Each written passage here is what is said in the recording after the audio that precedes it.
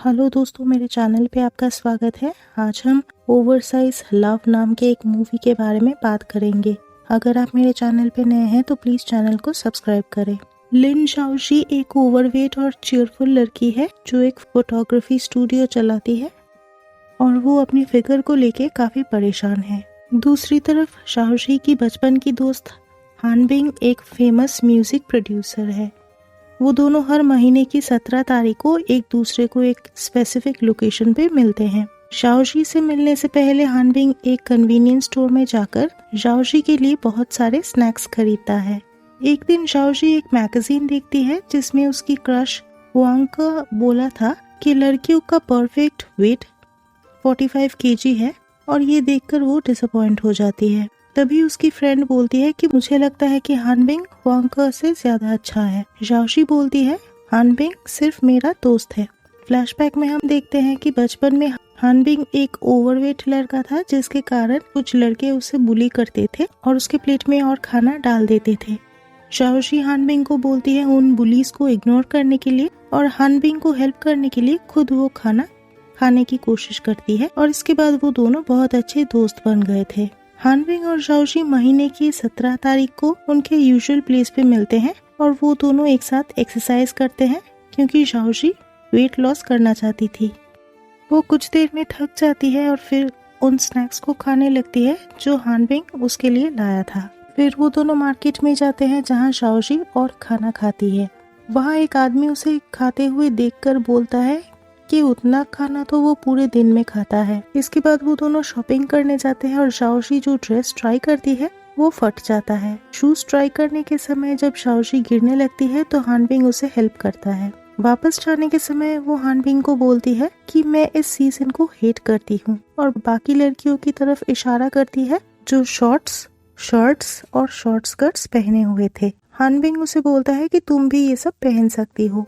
हानबिंग शाओशी का एक फोटो लेता है और वो देखती है कि फोटो में वो काफी मोटी लग रही है और हानबिंग को वो फोटो डिलीट करने के लिए बोलती है। हानबिंग बोलता है कि तुम्हारे बर्थडे गिफ्ट में मैं तुम्हारा कोई भी विश फुलफिल कर सकता हूँ। शाओशी बोलती है कि मैं विश करती हूँ कि इस साल मैं एक अट्रैक्टिव लड़के को डेट कर सकूं और हानबिंग मुझे हेल्प करे। पर वो मुड़ने के बाद देखती है कि हानबिंग वहाँ से जा रहा था। रास्ते पे वो एक खरगोश को देखती है जिसे चोट लगी थी और उसे वो अपने घर ले जाकर उसकी देखभाल करती है। एक दिन उसके फोटोग्राफी स्टूडियो पे उसके आइडल हुआंग और उसकी टीम के कुछ लोग आके बोलते हैं कि वो उस आइलैंड में प्रमोशनल फोटोज लेने आए थे पर ज्यादा बारिश होने के कारण वो फोटोज नहीं ले पाए और शाओशी को उनकी हेल्प करने के लिए बोलते हैं। जब शाओशी हुआंग को देखती है तो वो सोचती है कि मुझे उसकी गर्लफ्रेंड बनना है। हुआंग शाओशी को उनकी हेल्प करने के लिए थैंक्स बोलता है। हुआंग शाओशी को देख के बोलता है कि तुम्हारी आंखों को देखकर मुझे लगता है कि तुम बहुत खूबसूरत हो। शाओशी हुआंग को किसी को ये बोलते हुए सुनती है कि वो ओवरवेट लड़की बहुत क्यूट है और अगर वो वेट लूज करती है तो वो बहुत खूबसूरत दिखेगी। शाओशी हानबिंग से मिलने जाती है और वहाँ उसकी कलीग्स से पूछती है कि वो वेट कैसे लूज करते हैं। ये सुन के उनमें से एक जन बोलता है कि तुम ये पहले भी कितनी बार ट्राई की हो, तुम्हारे लिए यही अच्छा है कि तुम ये एक्सेप्ट कर लो कि तुम मोटी हो। हानबिंग उसे चुप करने के लिए बोलता है। शाओशी हानबिंग को बोलती है कि तुम बोले थे कि तुम मेरे बर्थडे के लिए मेरा कोई भी विश पूरी करोगे। मेरी विश ये है कि मैं स्लिम होना चाहती हूँ। हानबिंग बोलता है कि वो शाओशी की मदद करेगा। एक दिन शाओशी उस जख्मी रैबिट को फॉलो करती है जिसे वो घर लाई थी। वो रैबिट उसे एक अजीब से घर में ले जाता है और वहाँ जाके वो हैरान हो जाती है क्योंकि वो एक मैजिकल प्लेस था।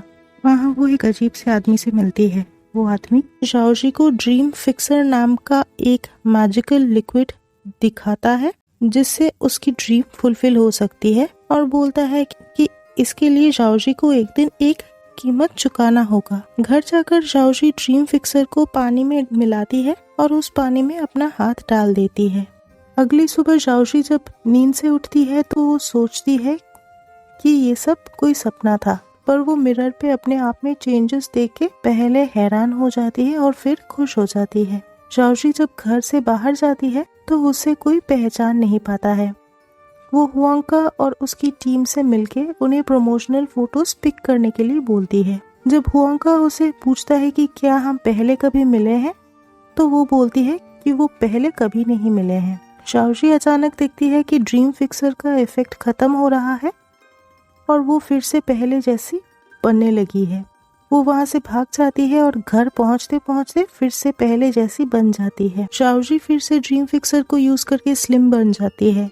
हानबिंग शाओजी से मिलने आता है क्योंकि उसे शाओजी के बारे में फिक्र हो रहा था। शाओजी ये प्रिटेंड करने की कोशिश करती है कि वो कोई और है, पर हानबिंग उसे पहचान लेता है। शाओजी उसे ड्रीम फिक्सर के बारे में बता देती है। शाओजी उसके लिए फ्रिज से जब ड्रिंक लाने जाती है तो हानबिंग वहाँ से कुछ आवाज सुन के दौड़ के वहाँ जाता है और देखता है कि शाओजी फिर से पहले जैसी बन चुकी है। शाओजी ये समझ जाती है कि ड्रीम फिक्सर का इफेक्ट सिर्फ 10 घंटे तक रहता है। घर वापस जाने के बाद हानबिंग को याद आता है कि शाओजी उसे बोली थी कि उसकी क्रश हुआंका बोला था कि अगर शाओजी वेट लॉस करती है तो वो अच्छी दिखेगी। इसके बाद जब शाओजी हानबिंग से मिलने जाती है तो उसका कलीग शाओजी का ट्रांसफॉर्मेशन देख के हैरान हो जाता है। शाओजी काफी शॉपिंग करती है अपने लिए और वो अपना मेकओवर कर लेती है। वापस आके वो बोलती है कि उसे अपना नाम शाओजी से चेंज करके एलिस करना चाहिए। वो हानबिंग को उसे हेल्प करने के लिए बोलती है ताकि वो हुआंका के करीब जा पाए। इसके बाद हानबिंग और हुआंका एक साथ एक प्रोजेक्ट के लिए काम करते हैं। हानबिंग हुआंका की शूटिंग पे जाता है। वहाँ वो देखता है कि हुआंका अपने डांस पार्टनर से बहुत डिससैटिस्फाइड है। शाओजी वहाँ काफी सज धज के जाती है हानबिंग की टीम की इंटर्न बन के और अपना नाम एलिस बताती है। शाओजी का ये सब करना हानबिंग को ठीक नहीं लगता है। हुआंका को वो पसंद आ जाती है और वो शाओजी को अपनी म्यूजिक वीडियो की फीमेल लीड बनवा देता है डायरेक्टर को बोल के। शूटिंग के समय हानबिंग शाओजी और हुआंका को एक साथ देखकर जेलस फील करने लगता है और शूटिंग के दौरान हुआंका में फॉल्ट्स ढूंढने लगता है और बोलता है कि शॉट्स बराबर नहीं है। हुआंका समझ जाता है कि हानबिंग ये सब पर्पसली कर रहा था और शाओजी से पूछता है, क्या तुम और हानबिंग क्लोज हो? शाओजी बोलती है कि हम क्लोज नहीं हैं। वो दोनों देखते हैं कि हानबिंग उन्हें देख रहा था। हुआंका उसे पूछता है, क्या तुम वीकेंड पे फ्री हो? हानबिंग भी ये सुन लेता है।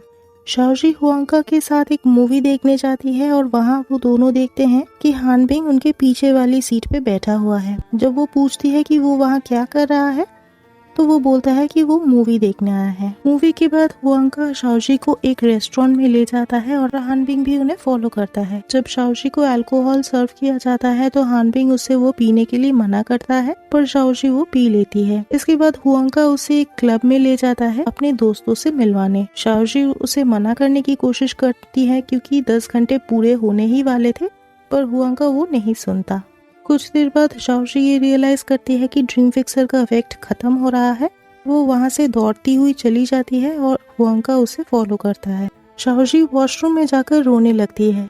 तभी वहाँ हानबिंग एक टेडी बेयर कॉस्ट्यूम पहन के आता है और शाओजी को बोलता है कि वो कॉस्ट्यूम को दरवाजे के बाहर रख रहा है ताकि शाओजी कॉस्ट्यूम को पहन पाए। हानबिंग वॉशरूम के बाहर शाओजी के लिए वेट करता है। जब वहाँ हुआंका आता है तो वो पूछता है कि तुम लेडीज वॉशरूम के बाहर क्या कर रहे हो? शाओजी टेडी बेयर कॉस्ट्यूम पहन के बाहर आने के कारण हुआंका उसे पहचान नहीं पाता। वॉशरूम के सामने कुछ लेडीज आते हैं और हानबिंग को बोलते हैं कि अगर तुम और ड्रिंक करना चाहो तो हमारे साथ फिर से ड्रिंक कर सकते हो। हुआंका बोलता है कि वो लेडीज इतने मोटे थे, उनके कपड़े इतने टाइट थे कि वो फटने वाले थे। शाओजी ये सब सुन लेती है। हानबिंग शाओजी को वापस ले जाता है और उसे बोलता है कि मैंने तुम्हें बोला था ड्रिंक ना करने के लिए। वो बोलता है कि तुम इतने सारे कपड़े और हील्स खरीद के अपना पैसा वेस्ट क्यों की? वो बोलता है कि पास्ट की शाओजी किसी और के लिए अपने आप को कभी भी चेंज नहीं करती और अपने आप को हर्ट भी नहीं करती। शाओजी उसे बोलती है कि क्या तुम्हें याद है कि बचपन में मैं पतली थी और तुम मोटे थे?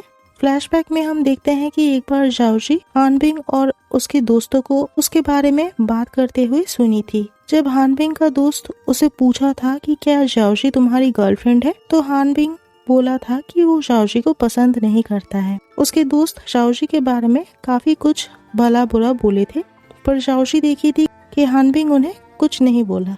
प्रेजेंट में शाओजी हानबिंग को बोलते हैं कि अब तुम मोटे नहीं हो तो तुम मेरी सिचुएशन नहीं समझोगे। हानबिंग उसे पूछता है कि ड्रीम फिक्सर खत्म होने के बाद तुम क्या करोगी, पर शाओजी उसे कोई आंसर नहीं देती है और वहाँ से चली जाती है। घर जाकर हानबिंग सोचता है कि मैं इतना वीक हूँ कि शाओशी को ये भी नहीं बोल पाया कि मैं उसे पसंद करता हूँ। और वो टेबल पे रखे हुए उनके एक पुराने फोटो को देखता है। हानबिंग का कलीग उसे शाओशी के बारे में पूछता है। वो बोलता है कि जब शाओशी तुम्हारे साथ थी तब तुम उसे डेट करने के सारे अपॉर्चुनिटीज गवा दिए थे और इसीलिए वो अब हुआंका के पास गई है। हानबिंग बोलता है कि मुझे बहुत पहले पता चल चुका था कि शाओशी मुझे पसंद नहीं करती। फ्लैशबैक में हम देखते हैं कि जब शाओशी को उसकी फ्रेंड्स बोली थी कि शाओशी और हानबिंग दो लव बर्ड्स थे, तो शाओशी बोली थी कि वो हानबिंग को पसंद नहीं करती और अगर उसकी कोई दोस्त हानबिंग को पसंद करती है तो वो उसकी हेल्प करेगी। हानबिंग ये सुन लिया था। इसके बाद एक दिन हुआंका की कंपनी एक डिनर अरेंज करती है और वहाँ शाओशी देखती है कि हानबिंग भी वहाँ गया था।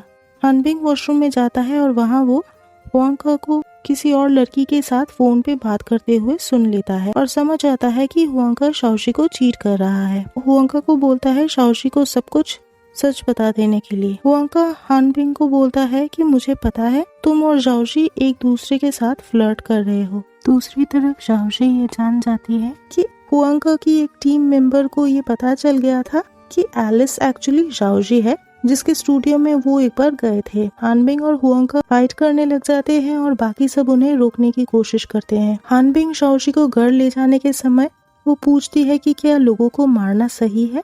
हानबिंग उसे बोलता है कि हुआंका शाओशी को बेवकूफ बना रहा था।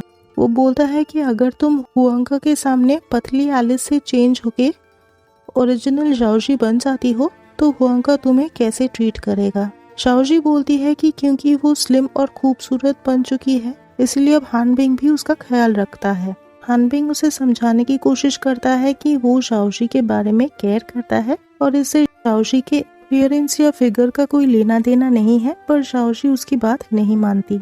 शाओशी बोलती है कि तुम्हें हेल्प करने के कारण मैं मोटी हो गई थी, पर शाओशी देखती है कि हानबिंग को इसके बारे में कुछ याद नहीं है।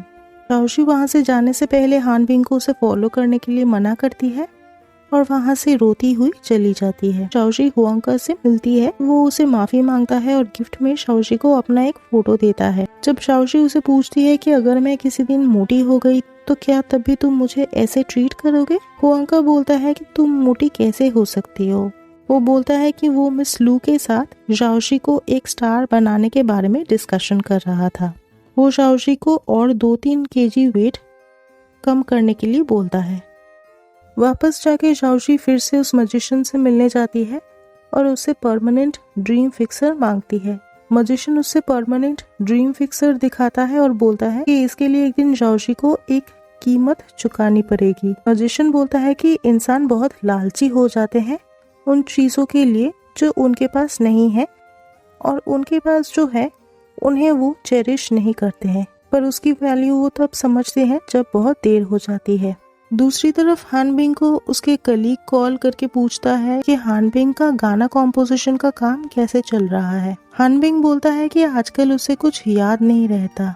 शाओशी घर वापस जाकर परमानेंट ड्रीम फिक्सर यूज कर लेती है। शाओशी जब हुआंका के म्यूजिक वीडियो की प्रेस मीट में जाती है, प्रेस मीट के समय रिपोर्टर्स शाओशी को उसकी पहचान के बारे में पूछते हैं। वो बोलते हैं कि रूमर्स के अनुसार एलिस का आइडेंटिटी और बैकग्राउंड फेक है और रूमर्स में ये भी सुना जा रहा है कि वो सर्जरी करके अपने फिगर और लुक्स चेंज की थी। शाओशी वहाँ से भागने की कोशिश करती है पर वो भाग नहीं पाती है और वहाँ एक औरत उस पे पानी फेंक के उसे अगली मॉन्स्टर बुलाती है। वहाँ हानबिंग पहुँचता है और शाओशी को वहाँ से रेस्क्यू करता है। हानबिंग के साथ बात करते करते वो रियलाइज करती है कि हानबिंग उसे पहचान नहीं पा रहा है। वो जब अपने फोन पे हानबिंग को उसका और हानबिंग का एक फोटो दिखाने जाती है तो वो देखती है कि फोटो में उसका फेस क्लियर नहीं था।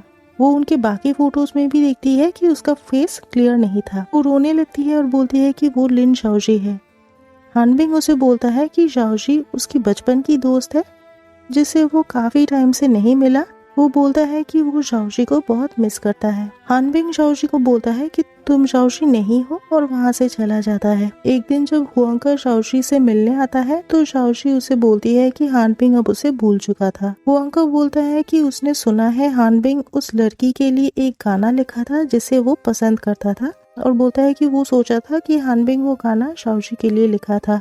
शाओशी हानबिंग के ऑफिस जाकर वो गाना सुन लेती है और फिर वो हानबिंग को ढूंढने उसके घर जाती है, पर हानबिंग वहाँ नहीं था। फ्लैशबैक में हम देखते हैं कि हानबिंग क्लब में उन लेडीज के साथ इसलिए ड्रिंक किया था ताकि वो उस टेडी बेयर कॉस्ट्यूम को उनसे लेकर शाओजी को हेल्प कर पाए।